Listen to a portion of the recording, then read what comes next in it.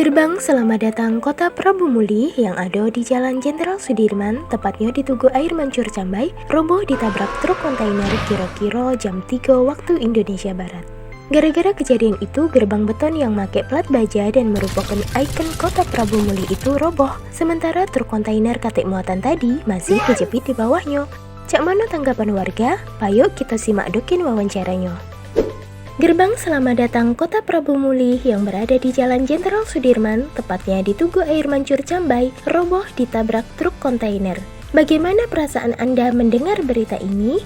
Mendengar kabar itu sangat terkejut sekali karena gerbang itu lumayan besar, terus kontainernya besar juga, jadi sangat terkejut sekali. Aneh ya, kenapa gerbang yang memiliki anggaran besar bisa semudah itu untuk dirobohkan dengan truk kontainer? Saya kaget mendengar beritanya. Menurut Anda, mengapa hal tersebut bisa terjadi? Sepertinya hal itu terjadi karena faktor kelalaian manusia. Akibat sopir mungkin ngantuk, posisi kendaraan dalam keadaan laju kecepatan tinggi. Mungkin bahan yang digunakan itu tidak standar. Menurut Anda, apa saja kerugian yang ditimbulkan dari adanya kecelakaan ini?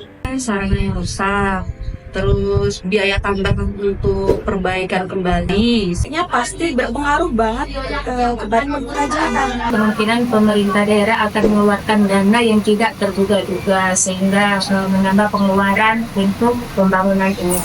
Apakah kecelakaan terjadi karena kelalaian manusia atau ada faktor lain yang berpengaruh? Sopirnya mungkin bisa jadi mengantuk, dan yang kedua itu mungkin fasilitas material yang digunakan pembangunan tersebut itu mudah ambruk. Gerbangnya sudah tua mungkin.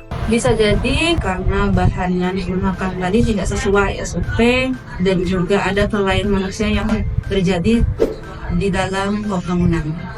Apa yang harus dilakukan jika berkendara di jalanan yang rusak? Harus lebih hati-hati dan memperlambat jalan kendaraan kita. Harus jaga jarak, terus kendaraan harus dalam keadaan yang ready. Cari jalan alternatif lain, atau bisa juga kita minta kepada warga sekitar untuk mengarahkan jalan yang lebih dekat. Apa yang harus dilakukan oleh pemerintah menyikapi kejadian ini? Lain kali harus lebih diperhatikan dari bahan dan bangunan dan menghindarkan dari oknum-oknum yang berkemungkinan untuk menyalahgunakan aset negara. Pemerintah harus menerapkan kendaraan harus layak jalan. Pemerintah sebaiknya lebih memperhatikan infrastruktur bangunan dari gerbang tersebut sehingga setiap kendaraan seperti kontainer yang lebih tinggi bisa melewati gerbang tersebut. Hati-hati di jalan sahabat muslimah. Tingkatkan kewaspadaan dan kehati-hatian. Tapi kalau sudah hati-hati dan waspada, kadang ada banyak faktor eksternal yang menyebabkan kecelakaan tetap terjadi. Cek Manoi selama memandang permasalahan ini, payuk kita simak penjelasan Ustazah. Jangan lupa like, komen, dan share sebanyak-banyaknya.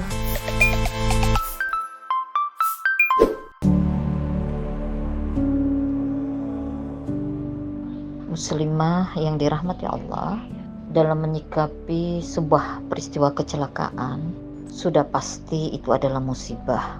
Kalau itu level pribadi, seorang muslim harus redho dengan qada ini ya. Tapi terkait kecelakaan yang terjadi menimpa dan atau tertimpakan dari dan pada fasilitas publik, tentu ada beberapa catatan penting yang harus jadi bahan evaluasi bersama, terutama para pengampu kepentingan.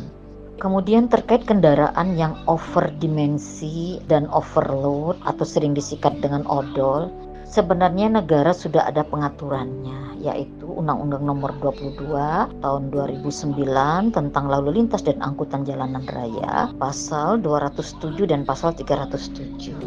Sedangkan odol itu sendiri adalah kondisi ketika kendaraan membawa muatan yang melebihi batas beban yang ditetapkan atau melebihi dimensi kendaraan itu tidak sesuai dengan standar produksi. Dalam hal ini Kementerian Perhubungan telah melakukan beberapa upaya seperti mendorong penggunaan teknologi otomotif yang maju dan sesuai aturan, mendorong pemilik angkutan untuk tunduk pada regulasi, juga ada upaya mengoptimalkan pengawasan dan penindakan, lalu mewujudkan penyelenggaraan pengujian berkala kendaraan bermotor dan sebagainya.